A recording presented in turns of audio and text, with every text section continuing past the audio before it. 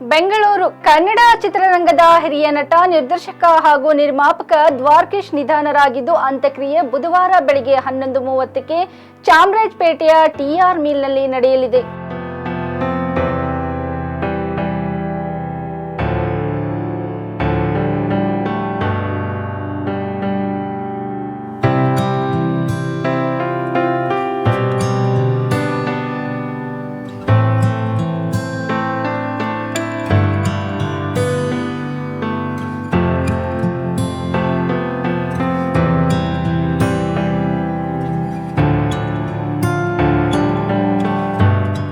ದ್ವಾರಕೀಶ್ ಅವರ ಪಾರ್ಥಿವ ಶರೀರವು ಬುಧವಾರ ಬೆಳಗಿನ ಜಾವದವರೆಗೂ ಅವರ ನಿವಾಸದಲ್ಲಿಯೇ ಇರಲಿದ್ದು, ಗಣ್ಯರ ಮತ್ತು ಕುಟುಂಬಸ್ಥರು ಅಂತಿಮ ದರ್ಶನ ಪಡೆದುಕೊಳ್ಳಲು ವ್ಯವಸ್ಥೆ ಮಾಡಲಾಗಿದೆ.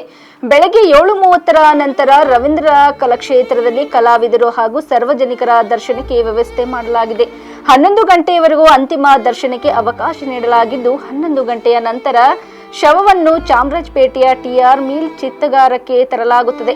ಇಲ್ಲಿ ಅಂತ್ಯಕ್ರಿಯೆ ನೆರವೇರಲಿದೆ. ದ್ವಾರಕೀಶ್ ಅವರ ನಿಧನ ವಾರ್ತೆ ತಿಳಿಯುತ್ತಿದ್ದಂತೆ ಕನ್ನಡ ಚಿತ್ರರಂಗದ ಸೆಲೆಬ್ರಿಟಿಗಳು ಹಾಗೂ ಅವರ ಅಭಿಮಾನಿಗಳು ಸಂತಾಪ ಸೂಚಿಸುತ್ತಿದ್ದಾರೆ. ಅವರ ಆತ್ಮಕ್ಕೆ ಶಾಂತಿ ಸಿಗಲಿ ಎಂದು ಫ್ಯಾನ್ಸ್ ಕೋರುತ್ತಿದ್ದಾರೆ.